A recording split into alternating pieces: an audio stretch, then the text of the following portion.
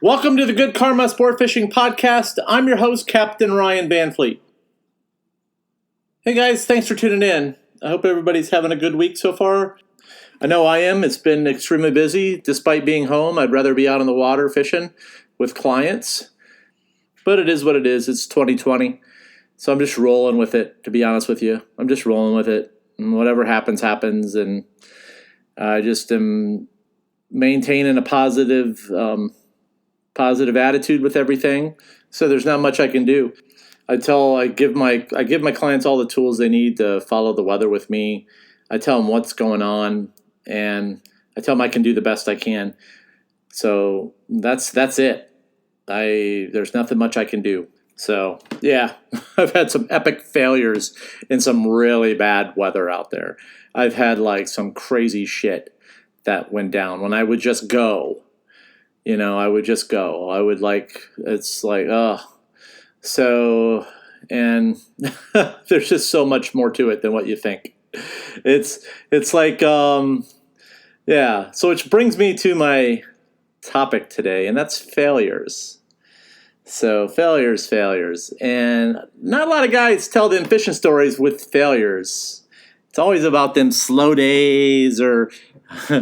My friend, one of my buddies and I are joking because some of the fishing reports nowadays, it's always about who brought the fried chicken and nobody really talks about all the crazy stuff that happens out there and on days when they lose big fish. But I'm going to tell you some stuff that I've tried. And a lot of this stuff, I've told some stories in the past, but I'm going to tell you some stuff that I haven't talked about.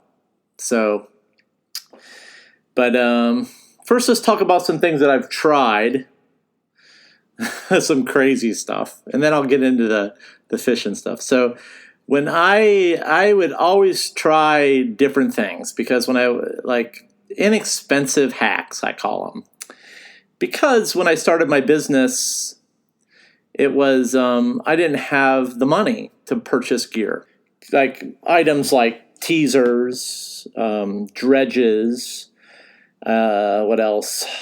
Oh my God, there's just so much that I've tried. And so I really wanted to pull some teasers. And I didn't have the money, but I really wanted to do it. So here's what I did. And this is an epic failure on my end. And so what I did was I took... And it kind of worked, actually, and it was kind of crazy, but I took Sky Vodka bottles. Now, mind you that everybody was using fenders and painting them, but they were still too much money for me to buy fenders and I was no way in hell going to spend extra money on fenders to try them for teasers because I needed that money for gasoline because gasoline was so expensive. It was so expensive, and if it goes back to that this year, there's going to be a rude awakening for everybody when it comes into the marine industry. I don't even want to even think about it. So, and I'm going to get it out of my head right now because I'm just going to pray that it doesn't happen. So, but anyways, so what I do? So I found a couple of Sky vodka bottles that were in the trash at the condo complex that we lived in. Of course, I pulled them out of the trash, and I was just like, back in the day, I used to do some crazy. It sort of reminds me. I used to find a lot of fishing shit in the trash at this. It was kind of like back there. It's called it's like this. I forget. I grew up by this Walmart type store, and they would somehow they would throw their reels and stuff that weren't working in the garbage by my house, and I would go dumpster diving looking for fishing shit when I was a kid, and I don't know. I grew up pretty redneck, honest to God, man.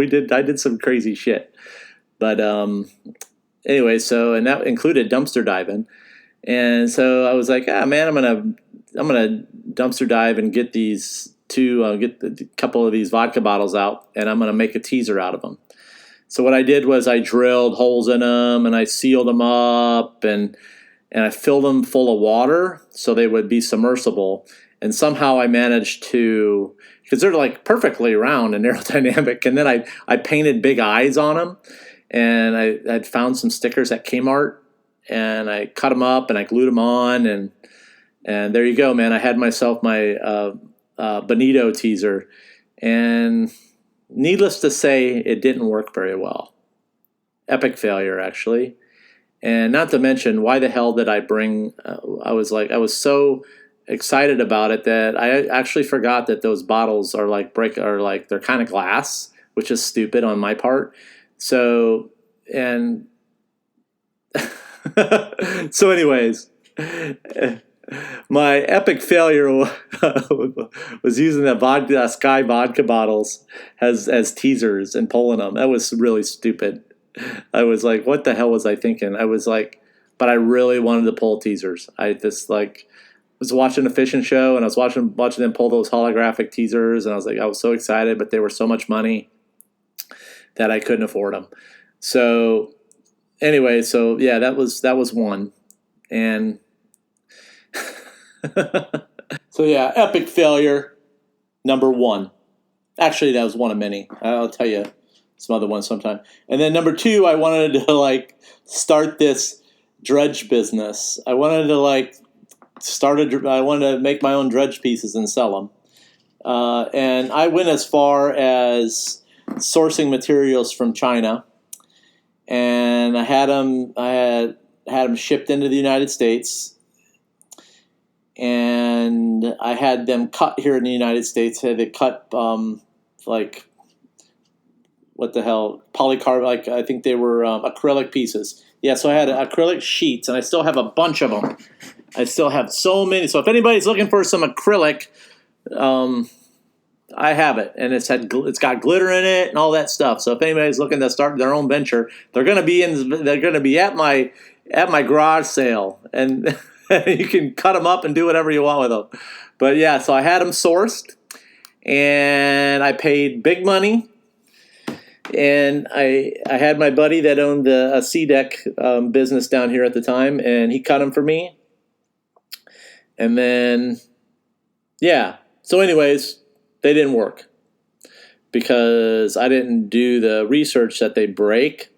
And there's a lot of that stuff out there for sale right now. And acrylic fish cut pieces for dredges, don't buy them. They break. They crack. I think they work. I really do. My buddy that fished in the Jimmy Johnson's tournament last year, I gave him all. I gave so many to him to use, and he built this massive dredge, and he raised a whole bunch of sailfish on them. he liked some, but as far as a business venture goes, I don't recommend that to anybody. It was pretty brutal, actually. I ended up losing. I lost thankfully, I didn't. I mean, thankfully, I didn't have a whole lot invested into it, but it led into different things. Let me just put it like that. So that was another big failure. My dredge business, and I was like, I would wake up in the middle of the night. I was taking stickers, and I was applying glue to them, and I was and then one morning Melinda got up and said, "What the fuck are you doing?" And I think with all that, this all happened around Irma. And right before Irma, I think, right after, right during the whole Irma thing. And I don't know. It's and I even went as far to try to build dredge arms myself. I mean, that was an epic failure. Oh my God, you should have seen me trying to build dredge arms. That was really bad. And I was bound and determined on doing it. And then out of that came the dredge business and the acrylic pieces, fish pieces, and oh, what a nightmare. And I haven't talked about that. And I think I've still got a whole bunch of fish pieces, and I've got the acrylic, like I said, and I've got blue and silver, and I use it for other things. And I actually use it to block my dogs off in the kitchen at night when it's storming, so they don't go crazy and wake me up in the middle of the night and jump on the couches and stuff. But yeah, so I've got a bunch of acrylic pieces, and I'm going to put them out at my garage sale, and I'll announce that here pretty soon because my garage sale's got a bunch of stuff in it this year. But yeah, so that was one. I'm sorry, that's another one that I hadn't talked about, and like I said, that was nasty. It's I don't even know why the hell I did that. And then my brain was not in the right place for that. So let's see. And now let's talk about a couple of big wahoo I've lost. So let's see. One I had where I had too much line on the spool, and the clients were relatively new, and this one's a hard one because the way that my charter operates, I try to let my clients have as much involvement as I can, but there comes now to a point where I have to be involved because people seem to cave in under pressure and a lot of things happen with big fish at the boat. So I always try to give my clients the best experience, but there comes a time where I need to be very hands-on with fish. And I've just learned that over the course of the years, especially when, I've hooked 2 big marlin at once. I've done a lot of crazy shit. I've caught fishing solo. I caught my first blue marlin off Key Largo. So you just learn what fish do, but it's taken a while. The one fish that really still bothers me was a fish that happened around last year in October on a new moon. It was a really large fish. It was a really large wahoo. And my client freaked out, and it was dark. And large wahoo, some of them, they just will not plane up. And it becomes a battle. It depends on how you hook them. And sometimes if the hook slides, the fish just, the fish will slide up to you, but he just won't plane up. Or if he sees the boat at the last minute, or he'll make a charge at the prop, there's lots of shit that'll happen. So the client just couldn't get the rod out of the rod holder fast enough. And it was dark out still, really hard to see, and it was rough. And the client just didn't react. He just couldn't get the rod out. And when he went to go get the rod out, the force was too high, and I told him to back off the drag, and he didn't. And by the time I was going for the gaff, it was too late. So we busted the fish off. So my failure on my end was I needed to take more control over the situation.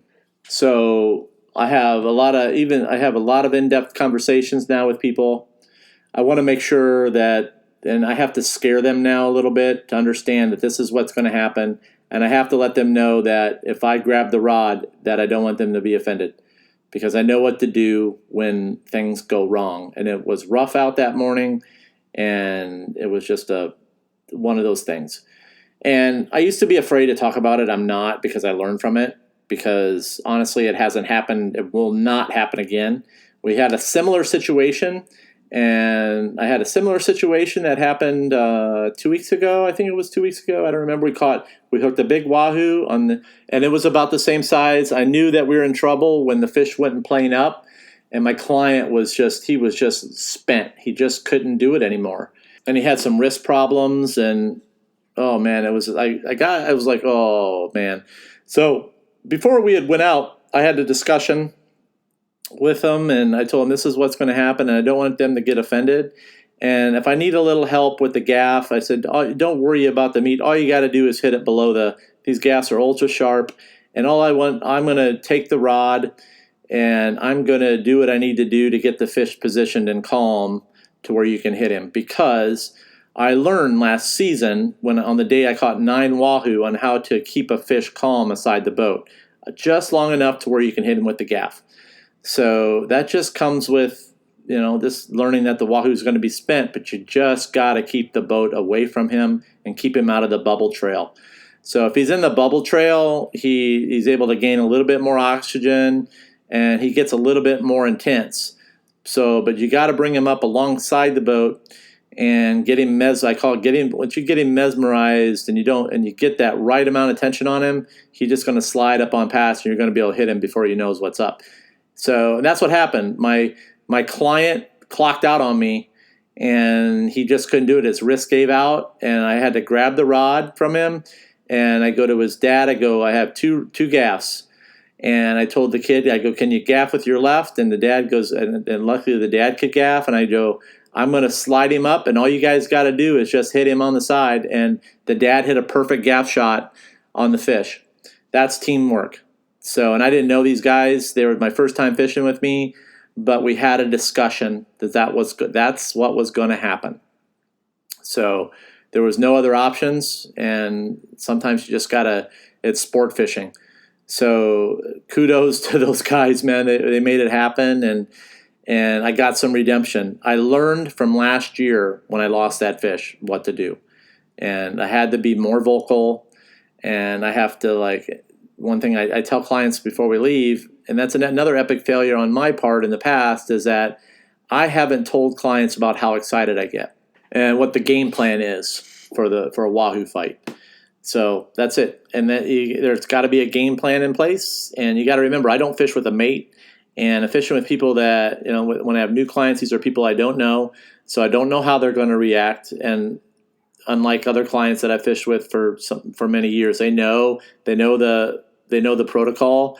So, but I always have to remind them. And I can't assume that they remember from the year before either. So it's the same thing that I go out. So my learnings from that is that I have to treat everybody like it's their first time, no matter what. And if I don't, even if the guy tells me he knows, I still tell him, because I know in the back of my head, just from me, that I never tell somebody I know something already. And when somebody tells me that they do, then I get a little concerned, because that usually ends in failure. Because number one, you're fishing on my boat, and you're doing it how I do it, not how you did it on another boat. And every boat fishes differently. So how I fish on my boat is 10 times different than how I fish on the Sea Hunter. So, for example, I know that. So, and I have to make sure that everybody understands that. So that's for me, it was hard for me to have those conversations with people, because yes, fishing is fun and it's a charter fishing, but if somebody wants to catch a fish of a lifetime like that, like a 70 or 80 pound wahoo, that is a tough fish to catch when you're doing it on stand up. Okay. A really tough fish. So there's just gotta be, and then I don't work with a mate, and I have to be on the wheel a lot, and people have to, all the gear's gotta be in top shape. And, that wasn't just the only case of that. I had another instance when I was live baiting my first year, and I was very what's the word from it? I wanted people and people were telling me they know what to do. They fought fish, and I was I was a little okay, I didn't really want to if they know, I'm not going to it's their charter, la da da da da. So this is the last one I'm going to share today, because I'm kind of running out of time, because I've got some other stuff I got to get. I got a rigging crew meeting tonight I got to get ready for. But so my last, because I'm going to continue on with a lot of these here. So the last one was when I was live baiting. So my first year, I was toward the end of my first year of live baiting, and the wahoo that I did catch when I was lighting were really big. They're in the 40s, the 50s, and up into the 60s that I caught live baiting, and like I said, it became addicting. So it was late in the season, probably the last hurrah of wahoo fishing, and I was with a regular client, and he told me that he knew how to do it, and he was. That day we lost 4 at the boat.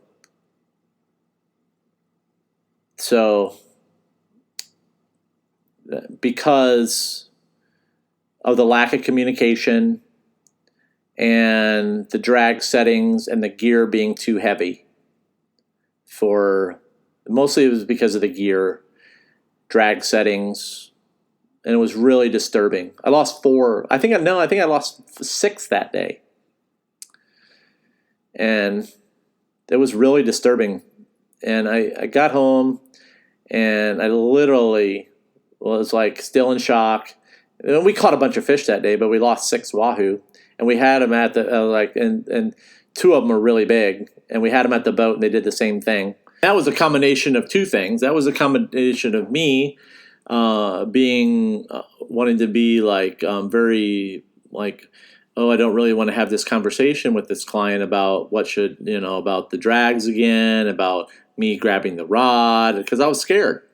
I really was. I just was like, what's he going to think, but so I didn't have that conversation. And two, the gear I was using at that time for live bait fishing was not correct. The rods are too stiff. They were too heavy. And the drag settings were too high, and it was just part of it, the learning, what I had to learn.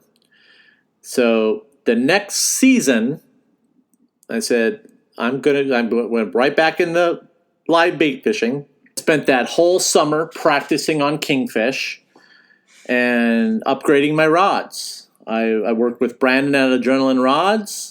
And I said, this is what I need. And Brandon worked back, we worked back and forth as a team, and we came up with some beautiful rods that I could use for mutton snapper fishing, live bait wahoo fishing, that were just, that's what I wanted. So and I learned that I needed to work more with build that trust in a team with some outside people. And then that's where Brandon came into play.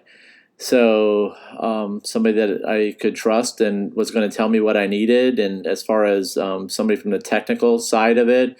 And Brandon had a lot of experience with kayak fishermen and drift fishing, and so he said, this rod will probably work for you. And then boom, we came up with a couple blanks, and I spent the whole summer testing blanks and catching fish. I was like, this may not work for wahoo, but it's going to work for groupers. And so we spent 3 to 4 months testing blanks, and then we had everything done for wahoo season, and boom, I absolutely spanked the wahoo that year on my last season of live bait fishing before I started getting back into trolling again. Now I do a combination of trolling and live bait fishing, but I have to have the right client that wants to sailfish, because I catch a lot of sails when I do that. So, and it takes a lot of patience. A lot of people don't like to sit. They like to move. They like the boat to be moving around. I don't know. It's just different. But anyways, another podcast for another time. So then I started developing a communication plan with the clients. I had to start having a conversation before, as we leave the dock. You go into your usual safety. You always got to tell them about the safety issues and what to do, and then in the event of an emergency. And then when I get to the channel markers, I start telling them what before we get to put the boat up on plane. We have the discussion about what to do with the wahoo, who's going to be on the rod first, about passing the rod. I don't allow passing the rod except it's for me. And if we do need to pass the rod, this needs to happen as far as what's going to happen with the boat. Fish, we don't fight in low speed anymore, because it's just when you push that button, you lose that tension. And that can be tough when the sea conditions are high. So everything gets fought in high speed right now, and just so you can keep the line tight. That's it. And I have to tell them what the fish is going to do. I try to educate them, and it's probably about and it continues until while we're fishing.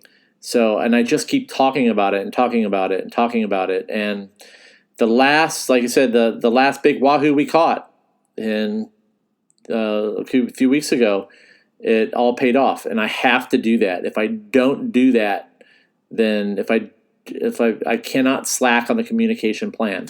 When I do, bad things happen.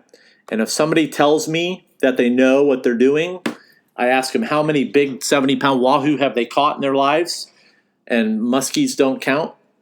And if they say 0, then they have to listen. Blue marlin, if they tell me they've caught blue marlin, I ask them if they've caught blue marlin stand up or sitting in the chair. I go, sitting in the chair doesn't count. Stand up does. And if they fought them stand up, then I get a little bit more comfortable. But sitting in the chair doesn't count, because you're using massive 80 wides, and I don't know what else they're using now for that. But if you're catching them if somebody tells me they caught a blue marlin on stand up with a 50 wide, then I'm, or a big tuna, then then I get a little bit more, okay, they know what they're going to do. And I got a lot of good clients that have caught some really massive big yellowfin and stuff. And the guys that fished with me last week, they'd fished in Louisiana, they fished for big yellowfin. So I was they understood the need to have the conversations and about the teamwork aspect of sport fishing. And when more people begin to understand that communication is the key to success on a sport boat, and if you're looking at starting a fishing team, you better have that line of communication done, and you better be putting together guys that are trustworthy and that you can communicate to, and don't mind a good ribbon when they mess up. So I've just learned over the years, I keep my temperament low, but I still take it out on the fish. And that's another conversation I have. I tell people that I'm going to get upset out there if we lose a fish. And I'm not getting upset at you. I'm getting upset at the fish. I get pissed when I lose a big fish because I wanted the client to catch it. That's it. There's a lot of work that goes in out there, and especially when you're wahoo fishing, you may only get one bite of the day. If the fish doesn't stick, then you're like, oh, it's a heartbreaker, man, because you put so much energy into something. You really do. And I put a lot of passion in the fishing. It doesn't matter what the hell I'm catching or targeting. When I lose a fish that I know is big, or if I lose one that I know I'm not going to get many bites with, I get frustrated. But that's if I didn't have that passion, and if I lose that passion, then I don't want to be one of those guys, oh, well, just fishing. It's just not me. I'm highly competitive when it comes to catching fish for my clients only. I'm not into competitive fishing for a reason, because I throw everything I got at my charter business. That's it. And my charter business is my charter business. So I fish at my charter business like it's a tournament every day for my clients. And I leave it all out on the dance floor. That's it. So, and that's something that I've had to learn. So I've had to learn from my failures and make corrections. And if that means I had to lose fish to get where I'm at today, and I'm sure I'm going to lose a hell of a lot more. So I don't, and the other thing I've talked about this in the past is I don't dwell on those days either. A lot of guys will go back and they'll dwell on those days. I lost a fish with Melinda years ago out in front of I lost a big one. I think I was down by, oh hell, I don't even remember, to be honest with you.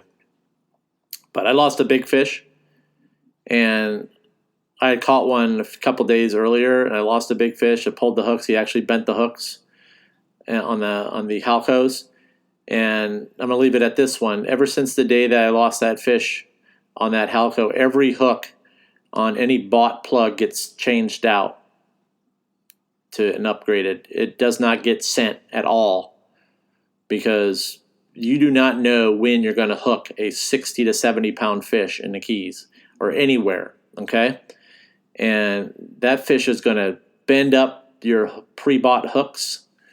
So if you don't believe me, it's going to happen.